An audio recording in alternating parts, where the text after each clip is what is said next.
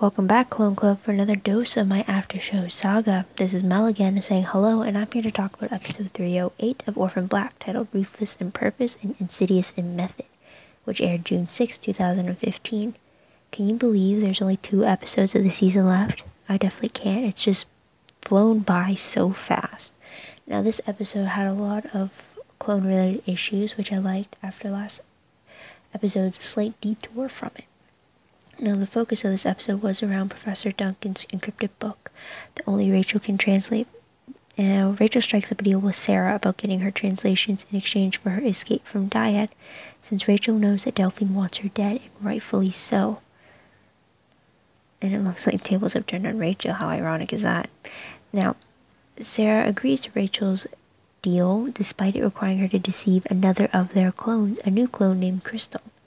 Now, technically, she's not new, since we saw footage of her in the Season 3 premiere, when she was almost captured by Rudy and Seth. But this episode marks her, Crystal's, official introduction to all of us, and it's through Delphine and Felix, who both pose as Crystal's clients at the nail salon. And I have to say, I absolutely love when Felix went undercover in this con, despite the deception behind it.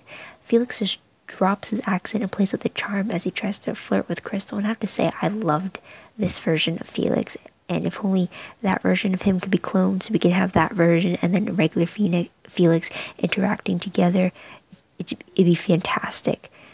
That may sound crazy, but more Felix is always good in my book, and just to see regular Felix conspiring with this version of Felix, it would be amazing to see. But despite getting what he needed for Sarah from Crystal, Felix feels crappy about stealing Crystal's identity for Rachel.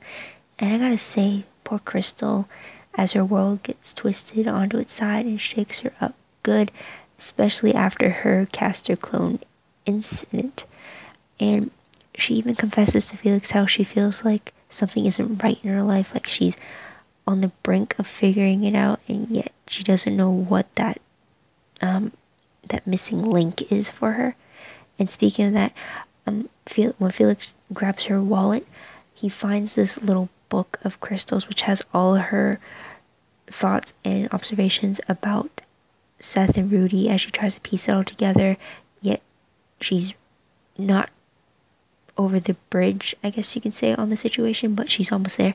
But when Felix pulled out that book, I instantly thought of the book that the Castor clones have, that Dr. Quaddy made them write their intimate relations inside that book. And when I saw that Crystal had a very, very similar book, same size and same thickness from the looks of it, I truly thought that Crystal could be the Castor mole, or she's at least associated with Dr. Quaddy in some way. I thought that the book meant that she had to journal her own day-to-day things, I guess you could say, for Dr. Quaddy, as if like treatment of her own. But it turns out it's just her journal. But that book really had me thinking Castor clone for a second there, because of its similarities. And aside from that, Crystal's world's turned upside down because she is unwillingly posing as Rachel, as the real Rachel escapes from Dyad after fooling Delphine and Sarah that she basically had a medical relapse. Now, I did not see that coming, and yet that is such a Rachel move. I mean, when Dr. Nealon went to go see Crystal at the end, at the salon, I feared for her life, as if like he was going to kill her because she was getting too close. But it never occurred to me that he would take her and basically force her to be Rachel. I mean, it never crossed my mind until that phone call between Dr. Nealon and Rachel about her leaving the country. And I mean, while I didn't see it coming, it was such a Rachel move, like I said. Then again, this move would explain how Rachel could use Crystal's stolen identity without any problems from the real Crystal. And that's because the real Crystal is in a medical-induced coma posing as Rachel. I mean, saying out loud sounds crazy, and I probably messed up a few names in that little brief, but if you watch the episode, you know who I'm referring to, at least. Now, however, even though Rachel pulled the wool over Sarah's eyes, Sarah did get part of Professor Duncan's riddle, and it's about the original Castor clone. I'm assuming it's the Castor clone, since Castor was mentioned earlier in the translation, while Lita was not. But the original clone is mentioned, and an ID tag was attached to it. It was very similar to Cosima's 324B21 ID tag that we learned in episode 110. So the mission for Sarah now is to find the original Castor clone before Project Castor does. Because if they find that clone first, then it puts them at an advantage of figuring out their own situation. Plus, if they find the Castor clone, there is a chance that they will find the Lita clone, or the original Lita clone, since the two originals are siblings. I'm still confused though on what makes them the originals. Were the originals born like normal humans, and then they just gave their consent to have their DNA used to create a baseline DNA strand thing for a clone lineage?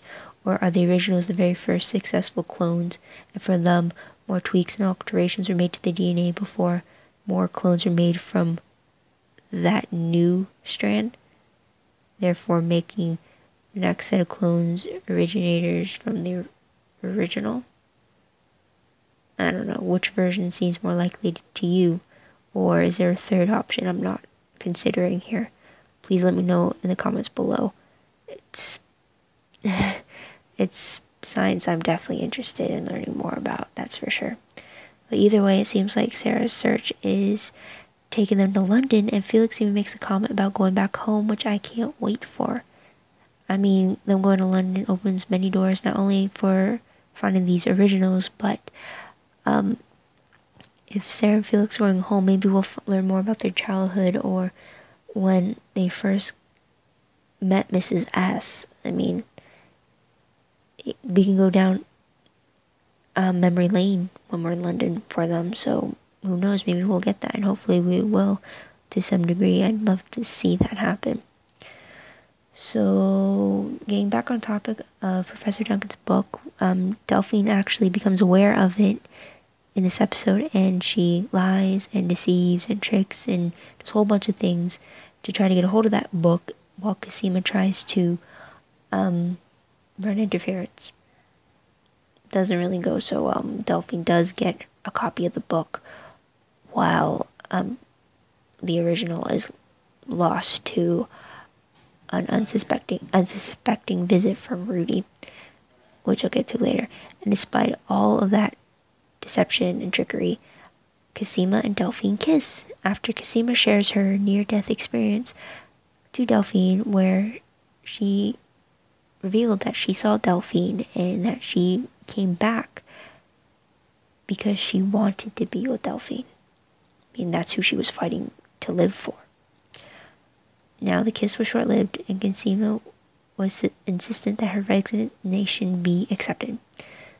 And eventually Delphine does accept it, and she forces Scott to resign for withholding information from her. And this was after they found out that Rachel was supposedly too worse off to recover,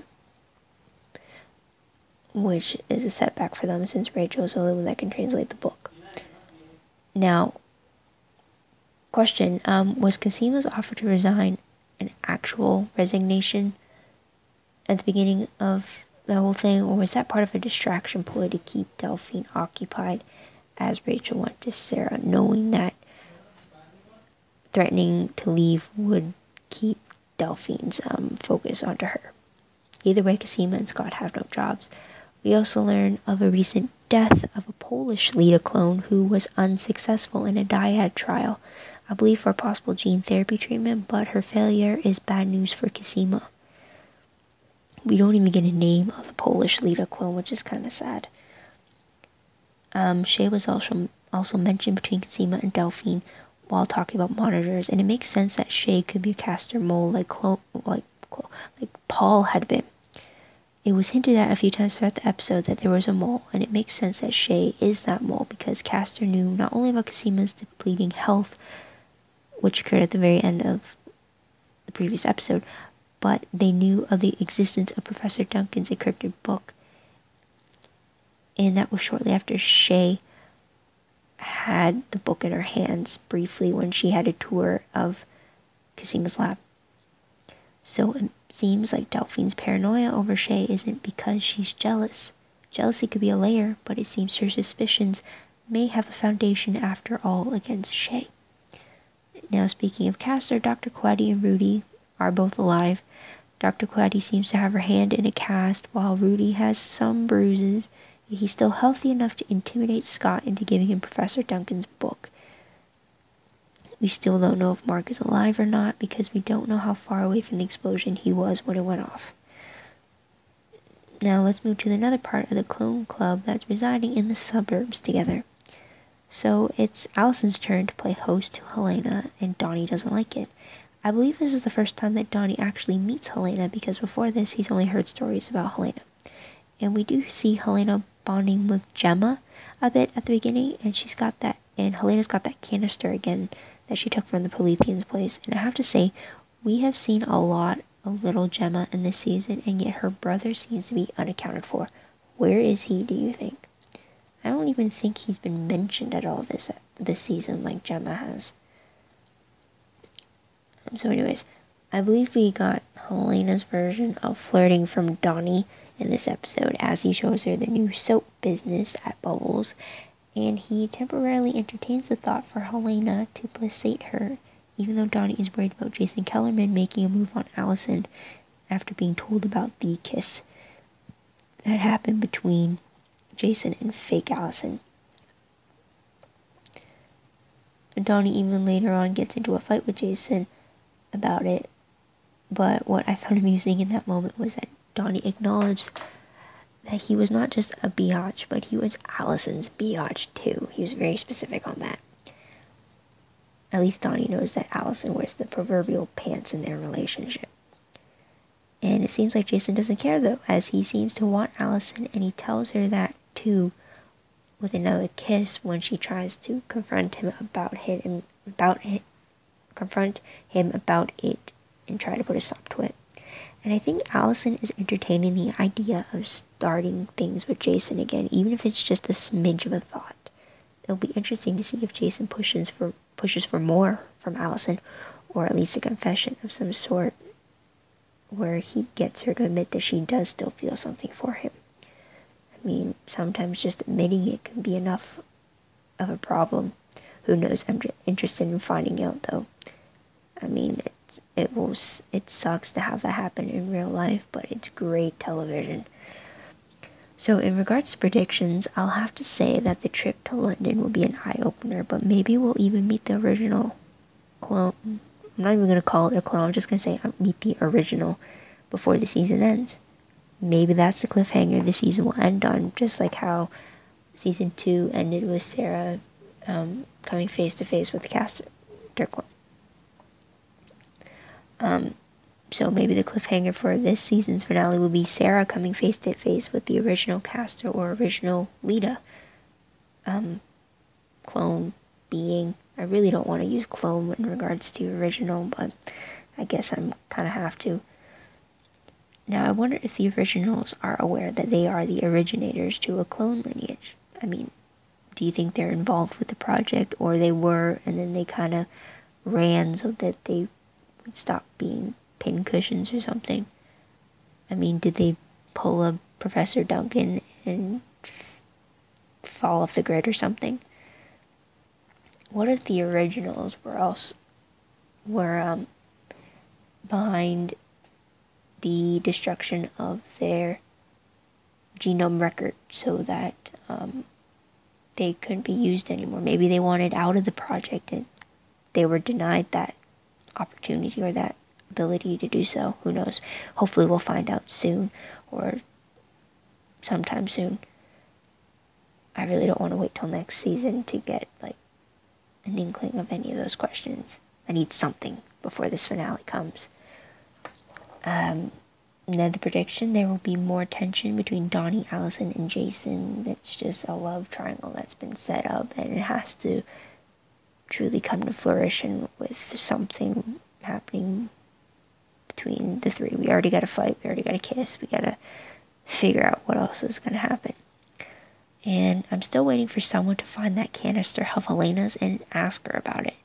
She claims that her babies are inside it, but I'm wondering if that's true, or if Helena took something else and stored it in there before she burned down the Prolethean's barn farm thing. I mean, would it be too far-fetched to think that Helena stole some genetic clone DNA from the Prolethean camp without realizing it? Since the Prolethean leader was the former lab assistant to Professor Duncan, and that is where they got the Castor clone sample from that baby skeleton, because he was the Prolethean leader's stillborn son, I guess.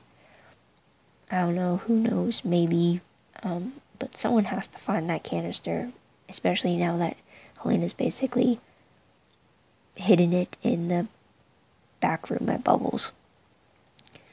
And based off the preview for episode 309, we'll get some answers about Shea, or we'll grow even more suspicious of her.